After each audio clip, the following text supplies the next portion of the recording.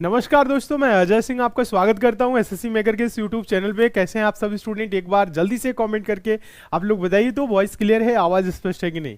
आप सभी को good evening, good evening, good evening. आप सभी को गुड इवनिंग। जल्दी से जुड़ जाइए आप सभी स्टूडेंट। कॉपी पेन लेके बैठेंगे, आप सभी स्टूडेंट नोट भी करेंगे। आज आप लोगों की मैथ्स की क्लास है, बहुत ही शानदार, जबरदस्त और इंपॉर्टेंट क्लास होने वाली है।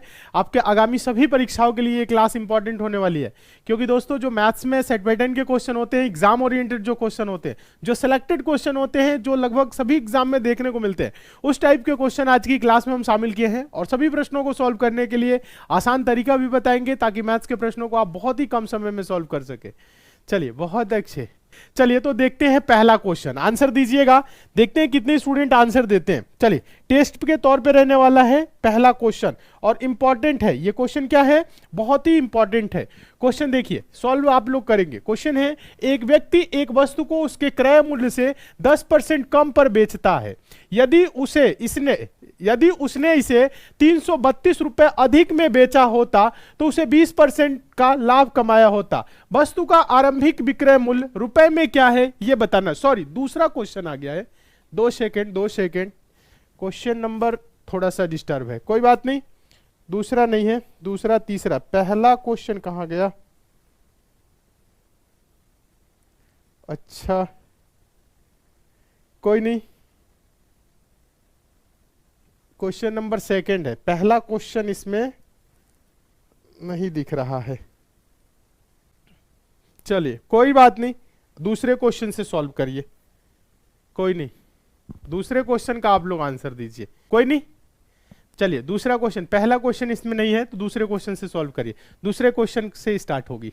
सिंपल है, कुछ नहीं करना है। एक व्यक्ति एक वस्तु को उसके क्रय मूल्य से 10% कम पर बेचता है। देखिएगा, क्रय मूल्य से 10% कम पे बेचता है। 100% क्या होगा? ये 100% देखिएगा, 100% क्या है? सीपी है, कॉस्ट प्राइस, क्रय मूल्य। 10% कम पे बेचता है, 10% कम पे बेचता है, यानी कि 90%। ये क्या है? 90% एसपी है। 90% ये कह रहा है 10% कम पे बेचता है। यदि उसने इसे 332 रुपए में अधिक में बेचा होता तो 20% लाभ कमाया होता। ये SP1 है। अगर इसे कितना रुपए अधिक में बेचा होता? 332 रुपए अधिक में बेचा होता तो क्या होता? 120% इसका हो जाता। ये 120% क्या होता है? SP2। यानी दूसरा अगर विक्रय मूल्य की बात करें, क्या है कि अब 332, यहां से यहां के बीच का अगर डिफरेंस देखा जाए तो 300 कितना है? 332 रुपए। सिंपल भाषा में समझिए, एकदम आसान। देखिए, 332 रुपए, ध्यान दीजिए, 332 रुपए अधिक में बेचता तो 20% का लाभ कमाया होता। अगर बेचता 120% पे तो ध्यान दीजिएगा, तो कितना होता? 20% का लाभ कमाता। यहां पे समझिए, बोल रहा है वस्तु का आरंभिक विक्रय मूल्य रुपए में क्या है? SP1, यानी 90% का मान। तो देखा जाए 90%, 120%, दोनों के बीच का डिफरेंस देखा जाए तो 30% का है। कितने का है? 30%। और 30% बराबर रुपए कितना है? 332। पूछ क्या रहा है हम लोगों से पूछ क्या रहा है? पूछ रहा है वस्तु का आरंभिक विक्रय मूल्य। आरंभिक विक्रय मूल्य मतलब 100% नहीं, आरंभिक विक्रय मूल्य जो पहले वाला विक्रय मूल्य है वो है 90%। 90% का मान कितना होगा? 90% बराबर क्या होगा? 30 तिहाई 90, 332 तिहाई 996। या आप ऐसे भी कर सकते हैं, 332 बटा का 30 और गुने 90। 90% का मान बताना है तो ये क्या हो जाएगा? 3 तिरी 9, 32 तिहाई 96, क्या हो जाएगा? 996, 996 रुपए। ऑप्शन नंबर डी हो जाएगा। सिंपल है, आसान है। चलिए, इस क्वेश्चन का आंसर आप लोग देंगे। देखिएगा, तीसरा क्वेश्चन इंपॉर्टेंट क्वेश्चन है। अंकित मूल्य का 3/4 भाग विक्रय मूल्य के 5/6 भाग के बराबर है। छूट प्रतिशत क्या है? डिस्काउंट का जो परसेंट है वो क्या है ये बताना है। 4 ऑप्शन है। अंकित मूल्य मतलब MP, मार्क प्राइस, का क्या बोल रहा है? का मतलब गुना, का 3/4 भाग, 3/4 भाग क्या है? विक्रय मूल्य के 5/6 भाग के बराबर है। किसके बराबर है? किसके बराबर है? ये किसके बराबर है? विक्रय मूल्य। विक्रय मूल्य मतलब सेलिंग प्राइस। SP के क्या है? किसने के बराबर है? SP के 5/6, 5/6 भाग के बराबर है।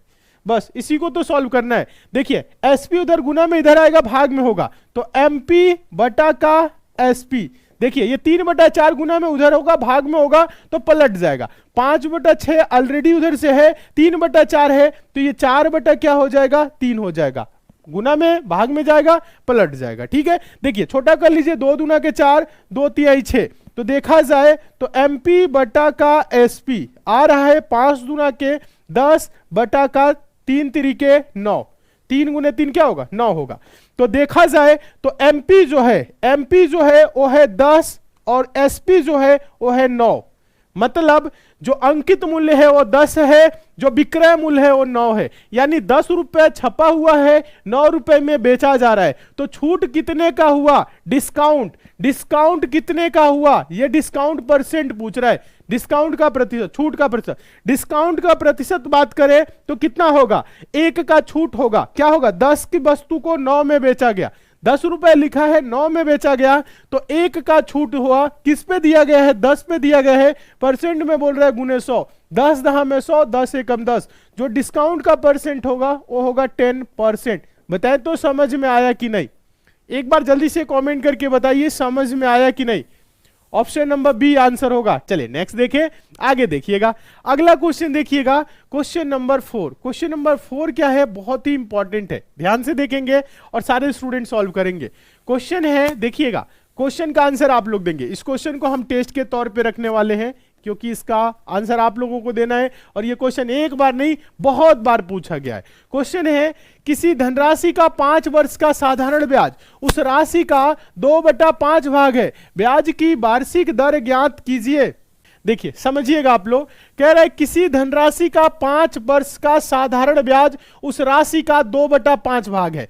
मान लिए जो प्रिंसिपल है, जो राशि है वो 100 रुपए है, ये मान लिए। बोल रहा है 5 वर्ष का साधारण ब्याज, कितने वर्ष का, 5 वर्ष का। ये 5 वर्ष का क्या, कितने वर्ष का, 5 वर्ष का जो एसआई है, 5 वर्ष का जो सिंपल इंटरेस्ट है वो क्या है, वो उस राशि का 2/5 भाग, यानी 100 का, कितने का, 100 का 2/5 भाग है। तो 5 दूना के 10, 20 25 100 होगा, और 20 दूना के 40, कितना रुपए है, 40 रुपए है। 5 वर्ष का एसआई 40 रुपए है। बोल रहा है वार्षिक ब्याज दर, 1 वर्ष का ब्याज दर, तो 1 वर्ष का क्या होगा, 1 वर्ष का एसआई, 5 वर्ष का है, 5 वर्ष का एसआई, तो 1 वर्ष का एसआई क्या होगा बताए, 40 बटा का 5, 5 वर्ष का 40, तो 1 वर्ष का 5/40, 8%, क्या होगा, 8%। रेट ऑफ इंटरेस्ट क्या होगा, रेट ऑफ इंटरेस्ट होगा 8%, कितना होगा, 8 आ रहा है, किस पे, 100 पे आ रहा है, तो डायरेक्ट बोलेंगे 8%।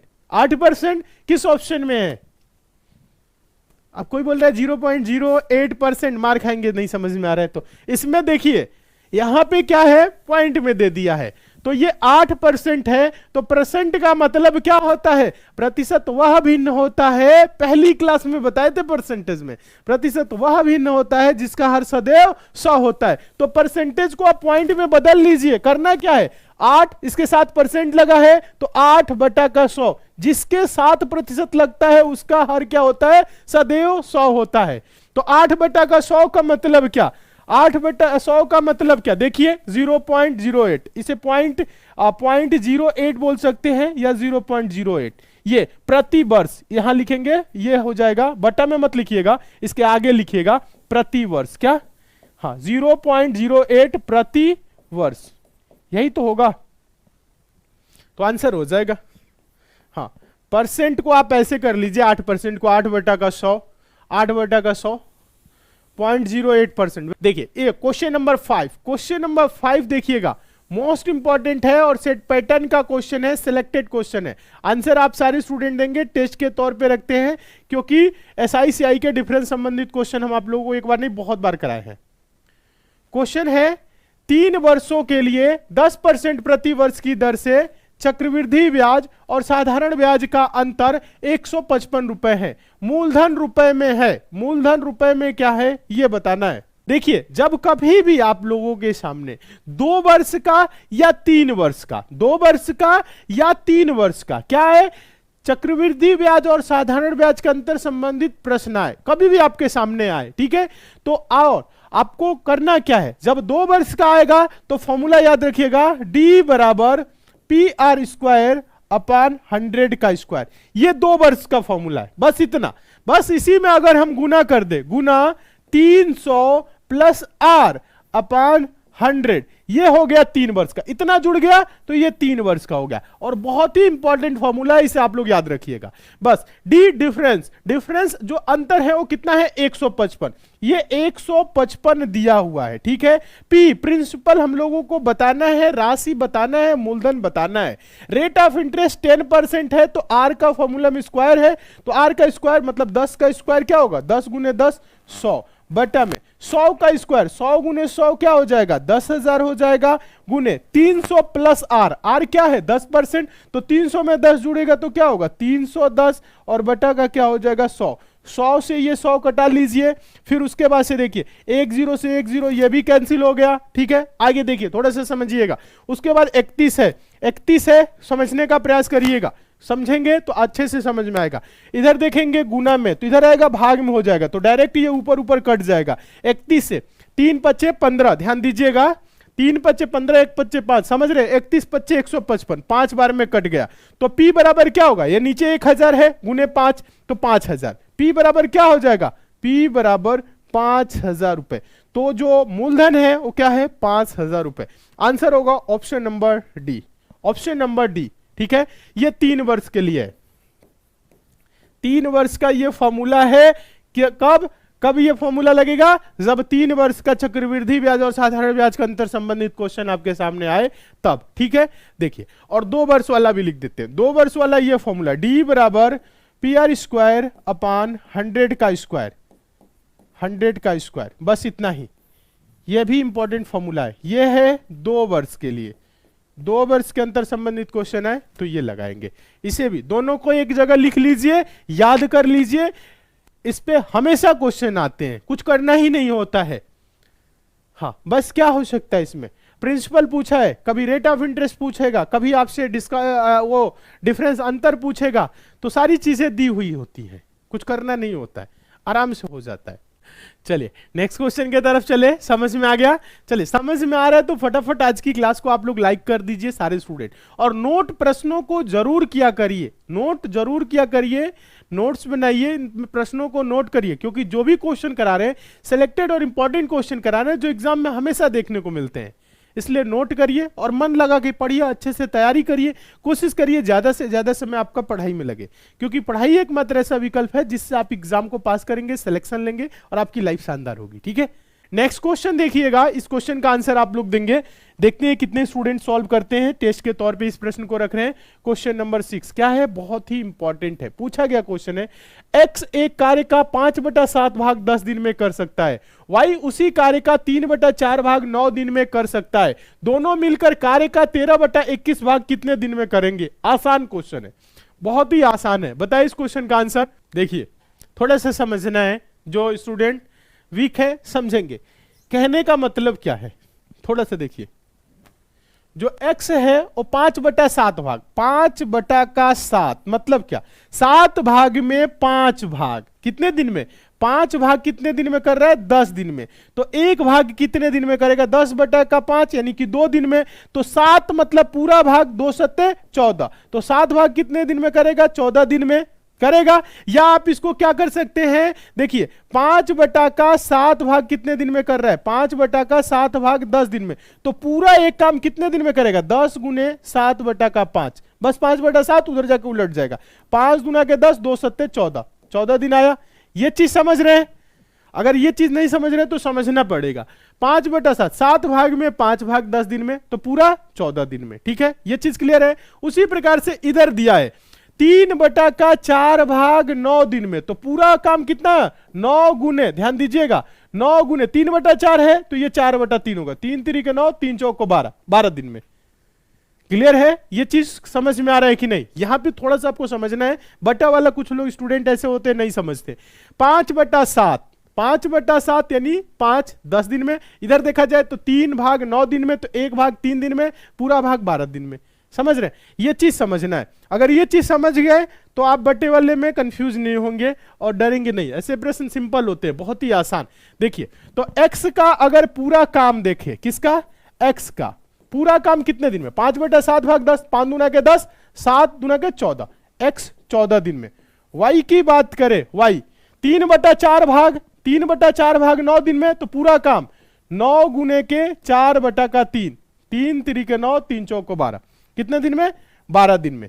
तो 14 और 12 का क्या करेंगे? एलसीएम लेंगे। 14 और 12 का, तो 14 तो होगा नहीं, 28 नहीं कटेगा, 42 नहीं कटेगा, 56 नहीं कटेगा, 70 नहीं कटेगा, 14 छक 84, 12 से 84, हाँ एलसीएम होगा 84। टोटल काम निकालेंगे। देखिएगा एक्स 14 दिन में किसी काम को करता है, उसी काम को वाई 12 दिन में करता है, ठीक है, ध्यान दीजिए।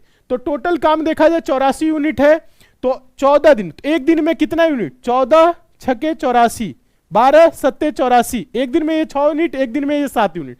बोल रहा है दोनों मिलकर कार्य का 13/21 भाग, यानी कि 84 का 13/21 भाग, कितना? 13/21 भाग, मतलब 21 चौको 84, 13 चौको 52, 52 यूनिट काम दोनों मिलकर कितने दिन में करेंगे? यही तो बोल रहा है, भाग कितने दिन में करेंगे। तो ये 52 भाग, ध्यान दीजिएगा, एक दिन में देखा जाए तो ये 6 यूनिट, ये 7 यूनिट, 6 और 7 मिलके 6, ध्यान दीजिएगा ये वाई का है, ये 6 + 7 देखा जाए तो 13 यूनिट, एक दिन में 13 यूनिट हो रहा है।